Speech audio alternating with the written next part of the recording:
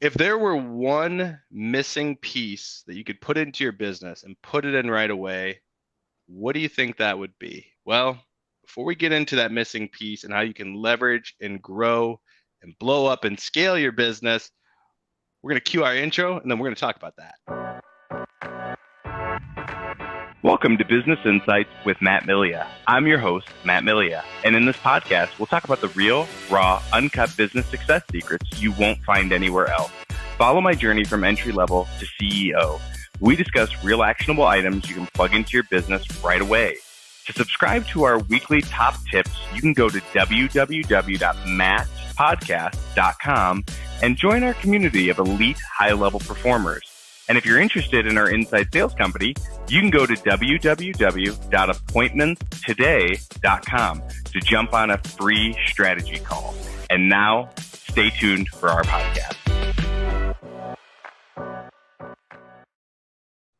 All right. Hey, everybody. So Matt Milia here, Business Insights, and I'm super excited because I have somebody who I've looked up to now since 2013 is when I discovered Wally. He didn't even know that. Wow, that's crazy. Wow, good for you. Good for me. That's amazing. Thank you for that.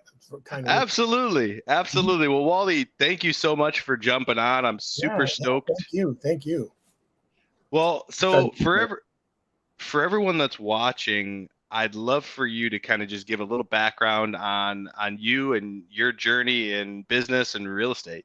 Mm-hmm. Sure. So I graduated from college in 1990, long time ago. It was at the time it was probably the second worst year since World War II to get a job. So I substitute taught high school for a year, and then I got a job in the investment industry, mutual funds in Boston, 1991. I worked there for about 8 years, but corporate America definitely was not my friend. And so I decided that I wanted to do something different. At the time, the gentleman who ended up becoming my mentor was doing really well with Coldwell Banker. And I remember the conversation like it was yesterday. It was 1990. It was early 1998. And, I'd had a bad day at the office. And so I called him up and I said, "Hey, Brian, I want to come talk to you." He said, "Sure." I drove to his house and he was on his deck and he was standing his deck. And I said, "Why are you in real estate?" He says, "Well, what'd you do today?" I said, "Well, I had a presentation contest at work. I thought I did really well. I thought I finished first and I finished third, and it's kind of out of my control." I said, "What about your day?" He says, "Well, I had 2 closings that I wasn't at. I got paid $25,000. And then I hopped on my motorcycle and rode to the coast and had lunch, and here I am standing my deck." I'm like, "Sign me up." So, all right, okay, yeah. So I got my license in August of 1998. And then over the next 14 months, I sold 72 houses, which I was really, very grateful for. And obviously, it wasn't all on me. I had a great system. I had great training, so I was really put in the right situation. And then a couple of years after that, I worked with him to help build the Coldwell Banker office to one of the top Coldwell Banker offices in the world. And then I started, coaching really, 2001. And then, I know, Mike and Jay really well. So I started working with their teams in 2006. And then I became their first coach in 2008 when they opened up Kinder Reese Coaching. And really been doing that since then. So I, 24 years in the real estate industry, 22 years in some form of coaching and training. So that's kind of puts me where I am today, So it's been a great ride. I've been very fortunate to work with lots of amazing agents, and I've had the opportunity to not just impact people's lives, but also my life impacted as well. Well, you're an amazing guy as well. I mean, I think that's important that we don't leave that out, because your writing, and I mean, I'm going to say it. I'll say it again. Your writing is awesome, and you've got a book now. Absolutely, you got a book that's coming out and talking about some of the challenges, the struggles. But you've been ghostwriter for multiple people. You've wrote some amazing books. You've put out some amazing content. And tell everyone a little bit about the book that's about to be coming out, if you wouldn't mind sharing. Yeah, and thanks for the opportunity. So, a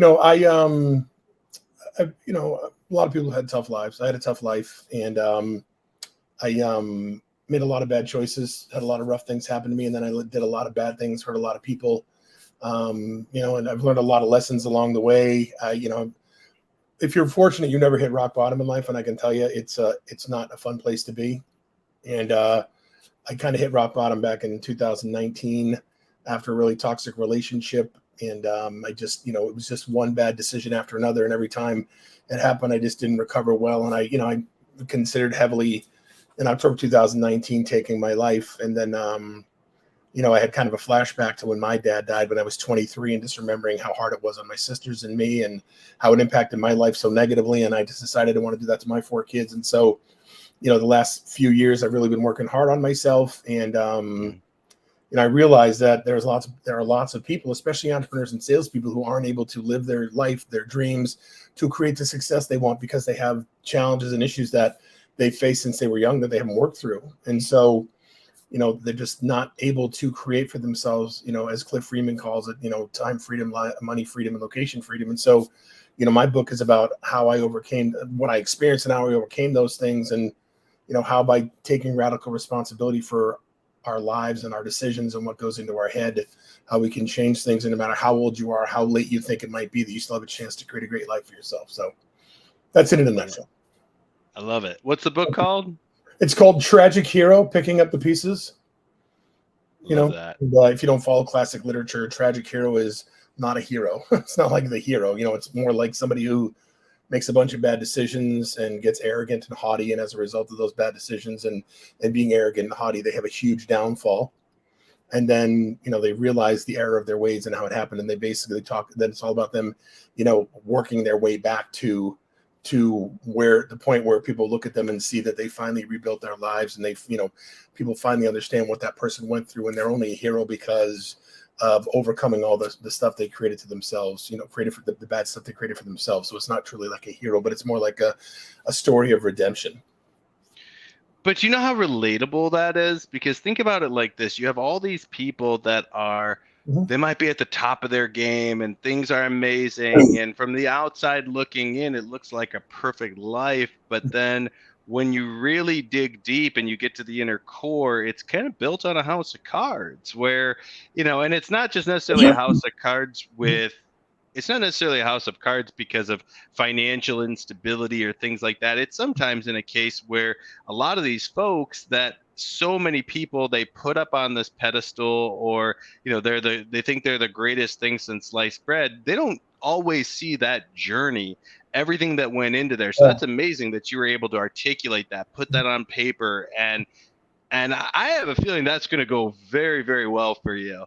And from your, as they say in the circles of Italian families, as we know, from your mouth to God's ears, right? From your mouth to God's ears, right? So, and the fact that you're able to put that down makes a huge difference. And now what you're focused on, and I mean, shout out to Brian Moses. You worked with Brian hand in hand. Brian's phenomenal. And one of the things that Brian, of course, I'm sure instilled in you, and you guys you had the luxury of role playing together, going through overcoming objections, handling different challenges and situations in real estate. How valuable was that for you? Yeah, would you say? It's invaluable. You really can't put a price on it, and it's people don't realize this, but I mean, Brian was one of the pioneers of bringing buyer agency nationally and even into Canada. You know what I'm saying? I mean, buyer agency really came available in 1992. It was as a result of a lawsuit in Minnesota. And, he got into business, let's see, like 93, 94, in that range, maybe a little earlier, 90. But anyways, he got in pretty early. But, the whole point is that, he had a good mentor, and then very much a revolutionary, very much a pioneer. And, he created the whole process around buyer agency, transaction processing fees, and taking the legal aspect of buyer agency and turning it into what we now know as buyer representation across the country, and how to do it, securing somebody to a buyer agency agreement, collecting a fee, negotiating your fee, and so, super smart guy, great coach, big heart. And, for me to be able to sit next to him on a daily basis, and it's actually a funny story. Like, I role play with somebody every day. I prospect every day, either for my business or for another business. I'm working on things all the time. But I remember our lease was up where we worked, and we were kind of in transition. Brian was buying a building, so he rented out this oversized closet from a guy that owned a mortgage company across the way. And when I say closet, it was a closet. It was a big closet. It was a closet, right? So he had cubes in there and we desking. So I prospected. We all sat in the room, and I sat there and prospected next to him every day. And when I did it, he'd say, "Don't say that, say this. Don't say that, say this." You know what I'm saying? And so, Right. no, it was amazing. I mean, it really changed my life, not just as a real estate agent, but as a person, as a coach. I mean, it had a huge impact on me, like he has on thousands of agents across the country. And I think to your point, kind of why you brought this up is that, if you can't figure it out yourself, you got to have somebody help you figure it out. And if you look at the most successful real estate agents on the face of the planet, they had a coach at one point or another. And some of them still have coaches. I mean, look at, we got Jay and Mike and Albie, they're talking to Coach Burt, and, there's tons of coaches out there, and you always need to be continuing to grow and whatnot. And so, having Brian train me and coach me and work with me, I mean, it changed the trajectory of my life forever.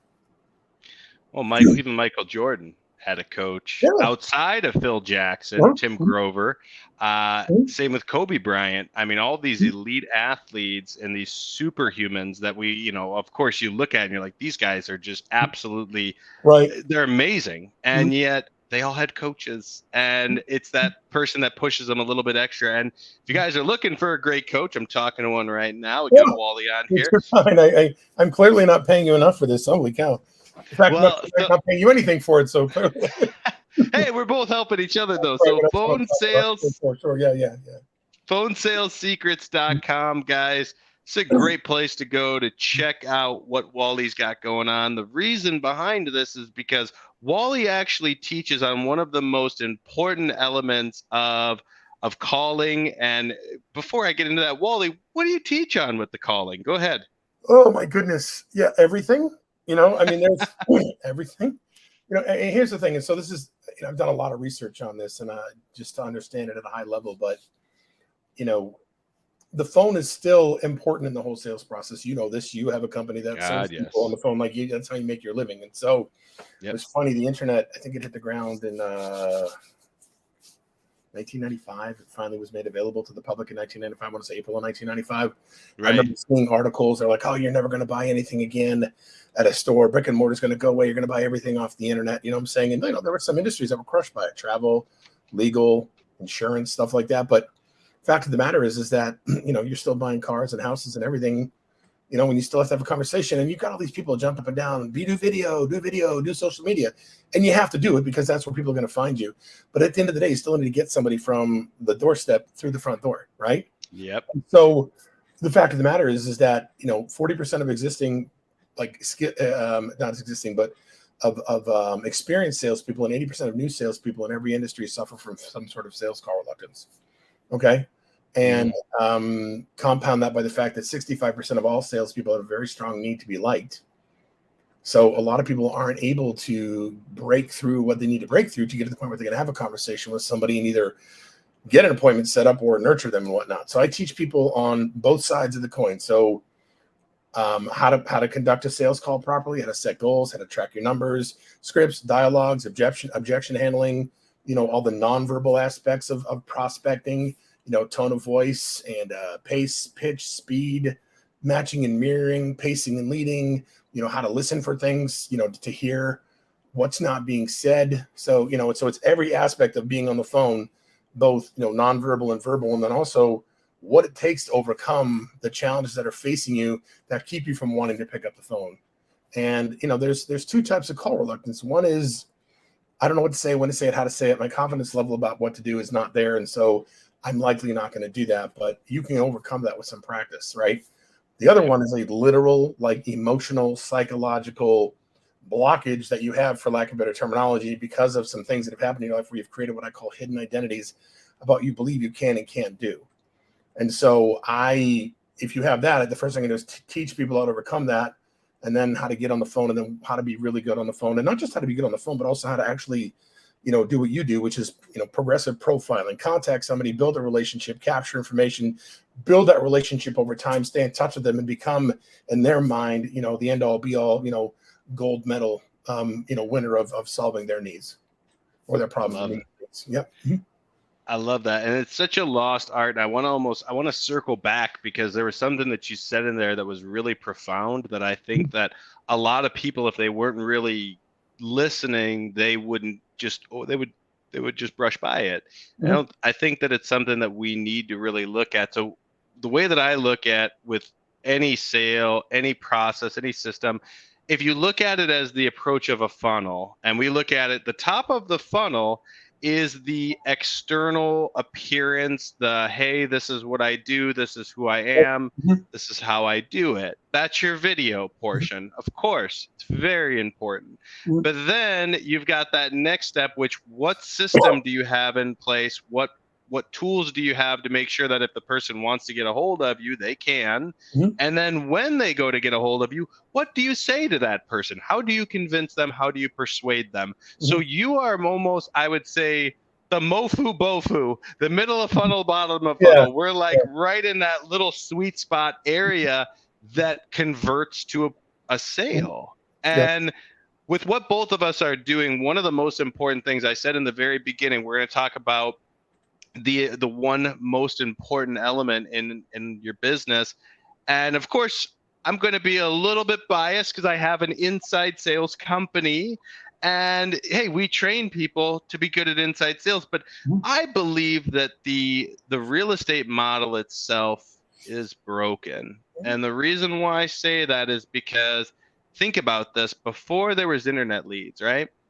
It was all referral based. It was all relationship based. Mostly. So, Mhm. right? Yeah. So with the referral, the relationship, you're more or less with people consistently, constantly in front of one another, Mhm. and you're able Excuse me. to get a Mhm. sale from that. Mhm. But it's very challenging now because you got these buyer leads who necessarily don't know who you are. And you got seller leads. Sometimes they don't know who you are. True. So you got to have that time and know what to say, know what to do when those folks get on the phone. Is that more or less where you help people with if a lead, whatever the lead is, whether cold, warm, whatever it is, do you help them with that navigating that conversation? Yeah, and it's interesting because we had this. I worked in the mutual fund industry for about 8 years, and we used to have this saying called, don't drop, don't spill all your candy in the lobby. Meaning, right, when don't get on the phone and just start yapping and start throwing up all over people everything Right. there's definitely an art to it. There's a science and there's an art. The science would be the nonverbal side of it. Yep. The art would be the verbal side of it. I'm saying, as far as I'm concerned. And I definitely, by the way, I'm not a tofu guy. I don't like tofu anyway. And the top of funnel is somebody else's game. I don't, I know. I know. I'm messing with you. So, but I digress. So, but the whole point is, to answer your question, you know, you have to know as soon as you get on the phone with somebody what your goal is and what you're trying to accomplish. Right? There's one outcome of every call, and that's what? Set an appointment. Yeah. That's it. I want to Right. set an appointment. The secondary outcome is to create and nurture, and the third outcome is to decide you're not going to be business with that person at all. So Right. you have to know that those are your three outcomes, and that your job is literally to get the information that you need in order to make a decision as to why you want to do business with this person. I think some people get so excited to get somebody on the phone that they're more interested in just trying to get in front of somebody, try and get them to go buy a house. But if you're not, excuse me, if you're not asking for timing, if you're not finding out motivation, if you're not finding out capabilities, if you're not finding out what you need, and you're running out meeting with people, you're going to burn a lot of time, a lot of energy. You're not going to make a whole lot of money. So, you got to know what you're trying to accomplish, and then you got to know what to look for once So, look, I set an appointment. Now, is this somebody that I want to spend time with? Right? Jim Yep. Rohn, time is more valuable than money. You can always make more time. Money, you can't make more time. Is this somebody that I want to invest my time with? I can't be so excited they said yes, that it's not the right person. So, ready, willing, and able. Do you have money? Are you committed to doing it? There's some sort of life event that's committed to, that you're committed to meeting from a time frame standpoint. And are you willing to do what it takes to go ahead and buy or sell a home? If that's yes, great. If not, then we have to meet later. I had the whole element of what you brought up. It made, I don't know how this happened. Just made me think of a story from, I used to work at Quicken Loans. I worked in mortgage Wow. for, yeah, I was at Quicken for about a year, and I would have been there longer, but I also wouldn't have had a wife either. So I had to kind of make that I had one of decision. those jobs. I had one of those jobs. Yep, I remember that well. Oh yeah, oh yeah, you lived there, and I'll never forget this though. My buddy, one of my good buddies, and I, we would drive into work every day, and this guy, I mean, he would blow my numbers out of the water. Like he was like, and I ended up being, I was like number three, I think number three, number four overall You're Quicken. at Quicken, yeah, and that was between Arizona, Michigan, and Ohio. There was a few thousand people. He Mhm. was usually he was actually, his numbers were better than mine, but he was always way down on the chart. And a lot of it is because of what you just said of get so excited to, get that appointment. Oh yeah, I got an appointment. I got an appointment. But they forgot about adding value along the way and listening to the buying cues, listening to what these people had Mhm. to say. And you'd forget about filling all those gaps in, Mhm. asking good qualifying questions. So he'd throw all this garbage up, and he'd throw 30, 40 deals up in a month, and out of the 40 deals, 34, 35 of them would fall off. I would throw up about, 16, 17, 18 deals, and they were out of 17, 18 deals, 16, 17 of them would close. Right. And that's what I would explain to him. I'm like, listen, you're spending time on all these deals that aren't going anywhere. You've got to be able to ask the right questions. Just like you said, you got to have that rhythm of what to ask. And of course, in a lot of cases, if you don't know what to ask, I think that's the big part of it. Do you kind of go through and tell people what questions and things to ask when they go through the training with you? Yeah, I mean, it's I've got like a whole outline that I take people through, and it's let's know your outcomes, okay, and then let's know what our avatar is, what Hmm. kind of prospect we're looking for, and then yeah, also, now, and I'll get to your question in a second because it's all part of it, but you gotta have a Yeah. business model. What's your business model? You can't go to McDonald's and get lasagna. You know what Right. I'm saying? You can't Right. go to Olive Garden and get tacos. You know what I'm saying? Companies have their business models, right? They're doing what they do Right. best, right? So from your perspective, when you're working with a buyer, are they buying within 90 days or less? Do they have cash Yep. or can they get financing? Do they have a life event? Is there a birth or death? Getting a job, leaving a job, marriage, divorce? I mean, what are the minimum criteria that somebody has to have in order for you to decide you're going to do business with them? And then from there, what do you need to do to set an appointment? And once you set the appointment, how do you qualify that appointment, right? And Yep. and so and it's and it's interesting because I bought these objection cards, these 40 objection cards. They're called cash cards. I forget, some guy was selling them online. He's supposedly some like famous. I'm trying to see his name here, but I can't find his name. But he's supposedly some like famous sales guy. And Hmm. I was like, I've never heard of his name before. Doesn't mean he's not famous or not good. But I saw these cards. They were like 40 cards for what do you call it, for objections. And so I got them because I just want to look at them. I'm always like trying to learn more and grow more. But when you break it down, there's only really 5 objections. There's different, right? So there's timing. See my hand, right? So there's timing, Hmm. right? There's money. There's motivation. Yep. I'm going to do it, or so I'm going to have somebody else do it, right? Right. And then maybe I have to talk to somebody else, right? But the whole point is there's not a truckload of objections. Now there's a bunch of different little sub objections to all that, right? Right. So if you know what to say to set an appointment, if you know what you're looking for, and then you can handle, let's call it 6. If you can handle anything that comes up in those 6 objections, Right. covered. You know what I'm saying? And I think people make it really hard on themselves because they feel like they have to know so much, and then they don't practice, they don't call enough. So it's like getting a shot every day. You get on the phone because you don't do it enough. So Yep. yeah, so you have to know what to say, when to say it, how to say it, and you know what you're shooting for. You need to know what type of people you want to work with, and then you just got to apply that on a consistent basis. And I think the worst thing too is the ones that practice when they get on the phone. Don't do that. Find someone to practice with. I mean, Mhm. you could even find a family member or friend that's not even in the sales business to Yeah, practice with. yeah. Practice your pitch on them and say, "Hey, just do a normal objection of what you normally would think of if you didn't want to buy something." Yeah, right. People are good at that. They're real good at it. Yeah, people. Oh, anybody wants to be. I love that. Like you always tell people, hey, let's role play. They're like, oh, I'll do it. They're like they think they're going to stump you. And it's kind of funny because at the end of the day, I'm going to decide if I want to work with you or not. So it's not so much that I have to get an appointment with you, but I don't want one. You know what I'm saying?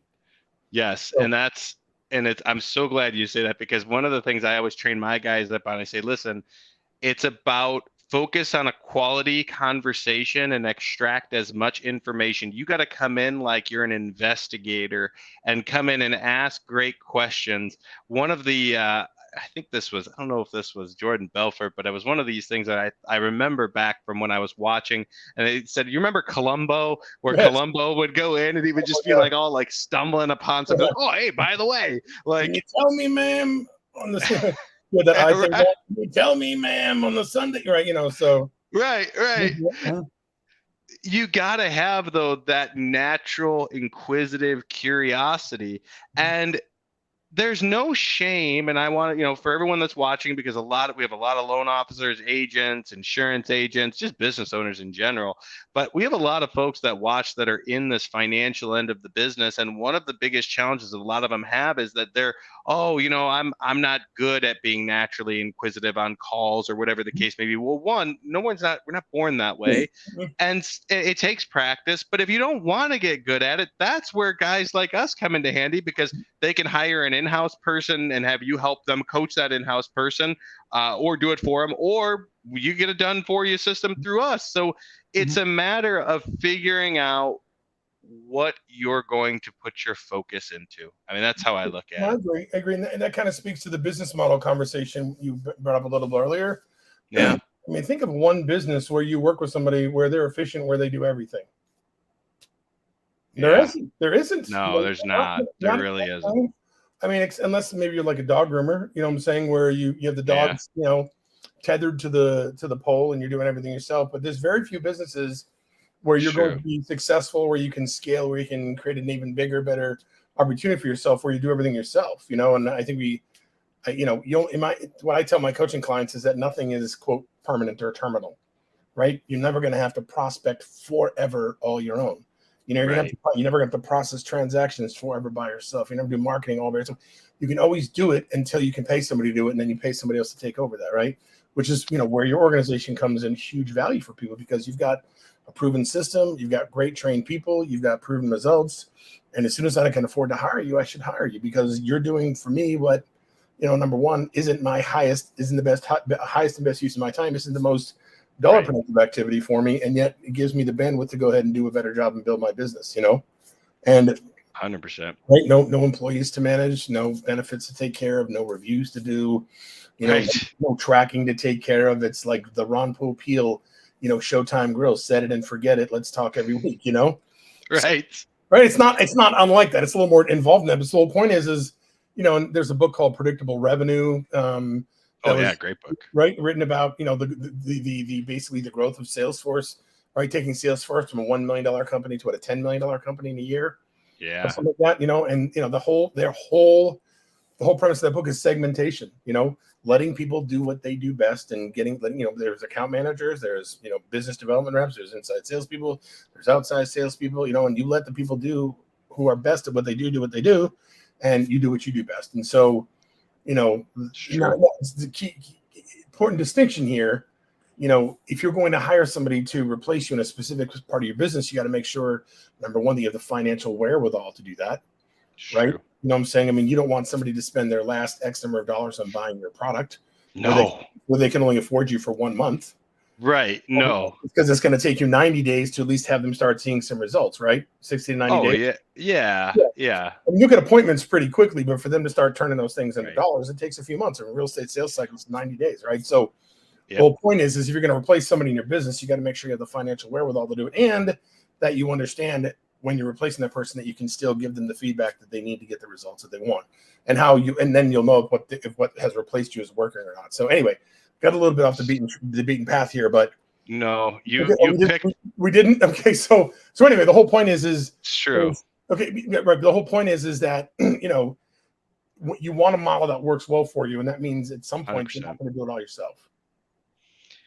You couldn't have picked a perfect area though to touch upon, because this is something, and I've had interviews with I've had interviews with present clients, past clients, uh, pretty much anyone you can imagine. And one of the things that I've always asked them, I said, what was one of the biggest things that you learned about an inside sales rep? They said, well, it wasn't as good as I thought it was going to be, as fast as it was going to be. I'm like, Nothing, okay, tell me more about that. And then of nothing's course, fast in real estate. right, exactly. Nothing And is that fast in real estate. exactly. And that was one of the things that these people realized. They're like, but we stuck it out. And, yeah, the first month or two was a little rough. It was tough, though you're navigating tough waters, because there is a cash conversion cycle to there's a cash conversion cycle to Investment. everything, but to real estate, It's one of the slowest cash conversion cycles. It's one of the slowest ones that I know of.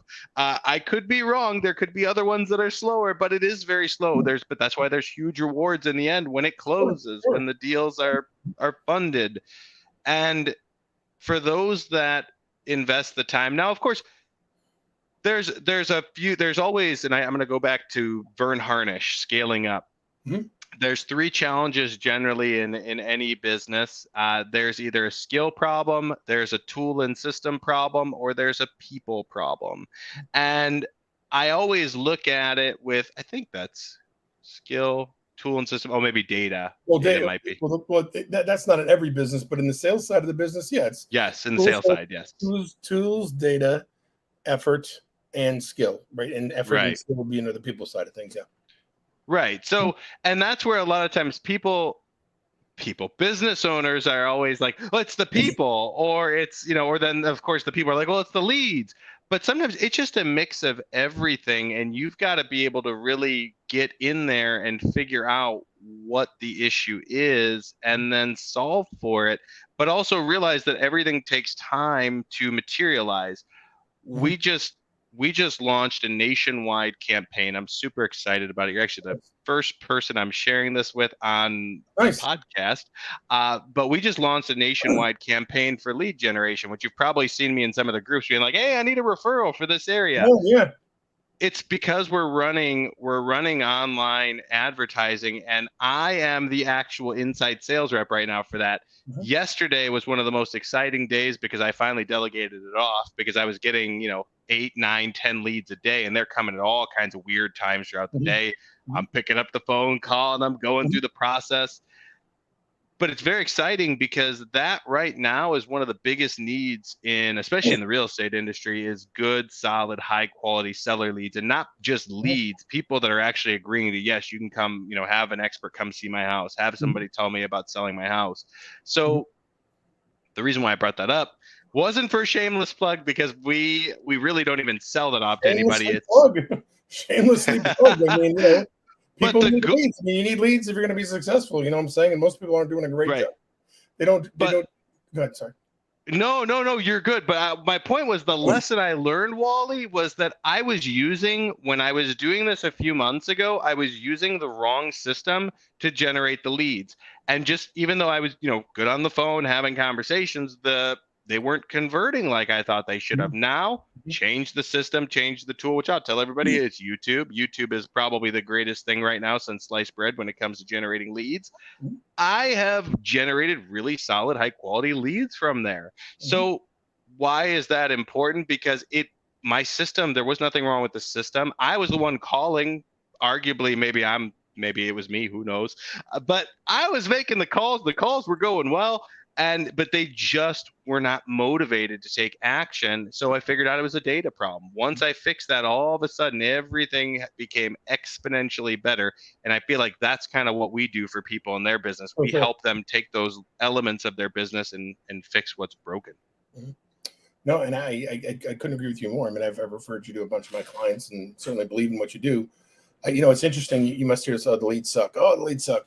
Well, there's a chance the leads suck, but you don't know unless you've beat the crap out of them for 90 days until you call them. I mean, InsideSales.com, which is some strange name of its company now, but InsideSales.com says to really scrub a lead source at the beginning, you got to contact them 10 times in 14 days, text messages, emails, phone calls, just to see if you can catch up with somebody. And then you got to nurture them and stay on top of them.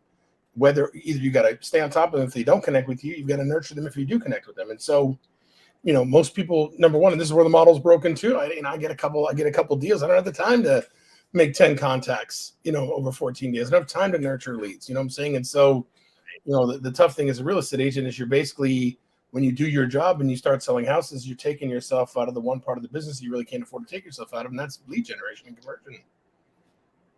Yep. And that's where this roller coaster comes in for some agents. And the goal is just to keep it going nice, up and steady, not this, because this is when it gets dangerous, where you're going down hills. And you can make it like, when I worked in the mutual fund industry, we talked about, the performance of funds being like using a yo-yo walking uphill. right? The growth is consistent. There may be ups and downs along the hill, but you're always growing. You know what I'm saying? So yeah, for Yeah. sure. Mhm. So true. Well, Wally, first and foremost, I mean, again, thank you so much for coming on. By the way, for everybody that wants to reach out to Wally, Mhm. Wally at phonesalessecrets.com. Mhm. Um, any closing thoughts, Wally, that you wanted to just share with anybody that is either thinking about maybe, Mhm. help getting someone to help either delegate calling leads off to, or getting someone to help with, anything in their business? What are your thoughts for them? I think we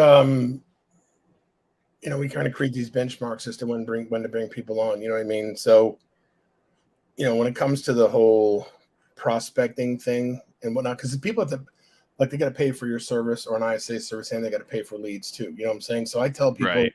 you if you really want to do it and do it right and be protected, you should have 3 to 4 months of whatever it is in the bank that you don't need to touch, roughly, or on its way. You know what I'm saying? So that way, you put 3 to 4 months of your fee for whatever lead conversion service you use, whether it's Matter, Hire, and ISA, 3 to 4 months of lead costs in the bank. You should be fine, because then you'll give yourself a whole full sales cycle to take advantage of what's coming in from this new lead production strategy, to go ahead and replace that income going forward and never have to come out of pocket again. And so what I would do is I would look at my business and I would say, okay, what do I need to do to put aside whatever it is, to hire an ISA with leads? It's like 12 grand, something like that. No, 14 grand. Yeah, about 14. If you put 15 grand in the bank, you can hire your own ISA, and you can have enough money for leads. Matt's cost is significantly lower than that. It's probably closer to 10 for everything for leads, right? And so, but put that money aside and that you don't need to touch. And then you go ahead and hire a guy like Matt and his company do what they need to do, and then give them the full sales cycle to produce and get you the sales that you need on your side, and then you should never have to worry about coming out of pocket again. I think that's the best bet. And the thing is you have to do it yourself until then. You have to get on the phone. You have to make phone calls. You got to talk to people. And the same thing, even if you go online and you become this rock star online, these super well-known people online, and you can get people to want to do business with you, or talk about doing this, or talk to you about doing business with you. You still got to give them a compelling reason. You still got to pick up the phone and call them, build relationships with them. And I hear every day. I just talked to somebody the other day who sold a house for somebody, helped somebody buy a house last year, and the person called them and said, hey, I want to go ahead and sell my house because I want to move to Florida for some business. And this person's like, okay, great, I'll do that.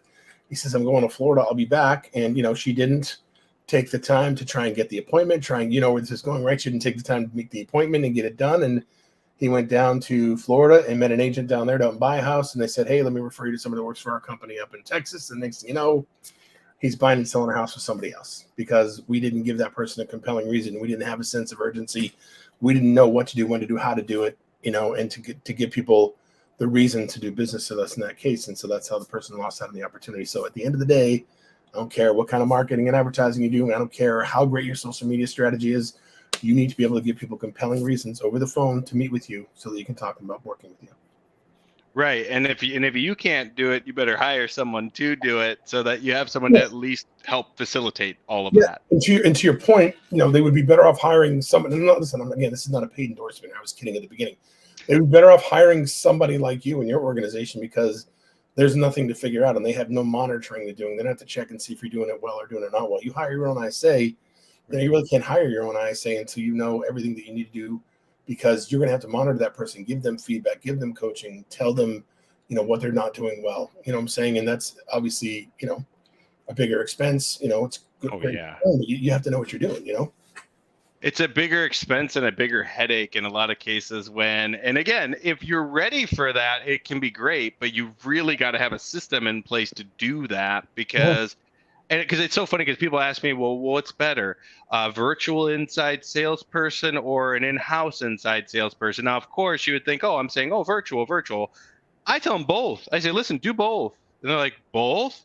Mhm. Yes, do both. Well, why? Well, let me explain. Mhm. The virtual person is going to be your SDR in most cases, your Yep. sales development rep. Mhm. They're going to be the person doing the grunt work, the heavy lifting of, okay, let me cold call this, around this neighborhood listing, or let me just call Mhm. around the neighborhood.